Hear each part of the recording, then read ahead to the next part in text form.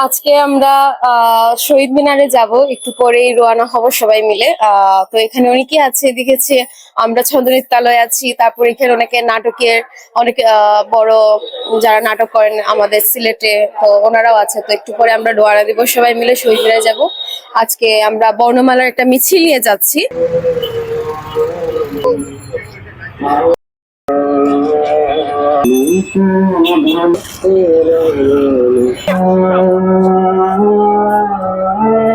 আমরা এই অনুষ্ঠানটি আয়োজন করেছি দৌড়াতে।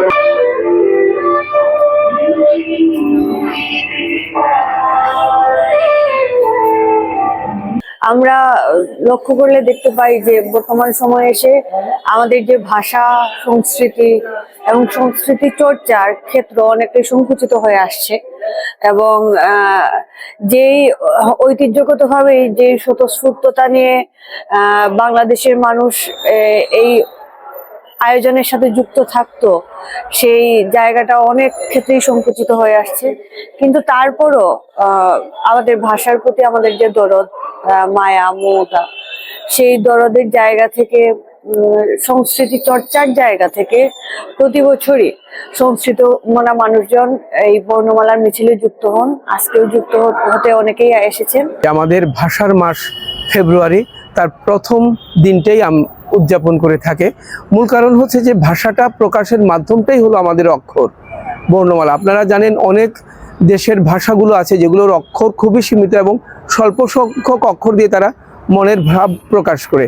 এবং আমাদের বাংলা ভাষার মধ্যে অক্ষর, স্বরবর্ণ, ব্যঞ্জনবর্ণ, স্বরের ব্যবধানের কারণে তাদের অক্ষরেরও ব্যবধান রয়েছে। এরকম বৈচিত্র্যময় অক্ষরগুলো আমাদের বাংলায় আছে। এবং এই ভাষাকে আরও বেশি প্রকাশিত করার জন্য, এই আন্দোলনকে প্রকাশিত করার জন্য একমাত্র বাংলা ভাষাই, যেটাকে রাষ্ট্রভাষা করার জন্য রক্ত দিতে হয়েছে, এই অবদানকে আন্তর্জাতিকভাবে এবং আগামী প্রজন্মের কাছে, যুগ যুগের কাছে এই ধাবিত করার জন্য আমাদের সম্মিলিত নাট্য পরিষদ একটা ব্যতিক্রমধর্মী এই আয়োজন করেছে। এবং তার ধারাবাহিকতায় আজকে আমরা এই বর্ণমালার মিছিল।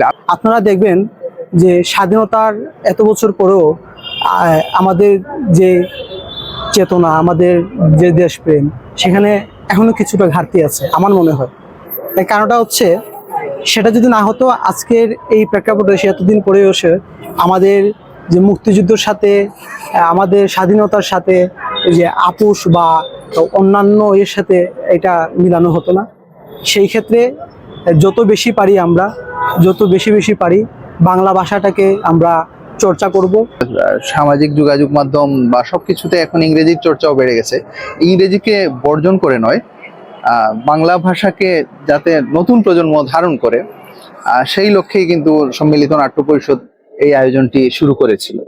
আমাদের অফিস আদালতগুলোতে এখনো বাংলা ভাষার চর্চা আমরা সেভাবে দেখি না। অফিসিয়াল ডকুমেন্টসগুলো বাংলা ভাষায় হচ্ছে না, কিন্তু উন্নত দেশগুলোতে আমরা দেখি যে তাদের ভাষাতেই, আপনি চীনে যান, আপনি স্পেনে যান, আপনি ফ্রান্সে যান, সব জায়গায় তাদের নিজস্ব ভাষায় অফিসিয়াল ডকুমেন্টসগুলো হচ্ছে।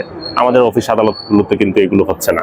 তাহলে এই যে দ্বিচারিতা, এই দ্বিচারিতার যে চিন্তা, সেই চিন্তার জায়গায় আমরা প্রশ্ন করতে চাই যে রাষ্ট্রীয়ভাবে বাংলা ভাষার চর্চাটা যতক্ষণ পর্যন্ত প্রতিষ্ঠিত হচ্ছে না, ততক্ষণ পর্যন্ত কিন্তু আমাদের ভাষার যে মর্যাদা, সেই মর্যাদাটা প্রতিষ্ঠিত হবে না। 21শে ফেব্রুয়ারির হাত ধরেই মূলত আমাদের মহান মুক্তিযুদ্ধের সূচনা হয়েছিল এবং 1971 সালে মহান মুক্তিযুদ্ধের মাধ্যমে আমরা একটি স্বাধীন রাষ্ট্র পেয়েছিলাম, পতাকা পেয়েছিলাম, জাতীয় সঙ্গীত পেয়েছিলাম। তার ধারাবাহিকতায় পরবর্তীতে আমাদের 90-এর গণ অভ্যুত্থান, 24-এর গণ অভ্যুত্থান সহ আমরা যখনই আমাদের দুর্যোগ এসেছে, এদেশের সাধারণ মানুষ, শ্রমিক জনতা, ছাত্র এবং সংস্কৃতিকর্মী, নাট্যকর্মীরা গর্জে উঠেছে এবং প্রত্যেক আন্দোলনে আমরা সফল হয়েছি।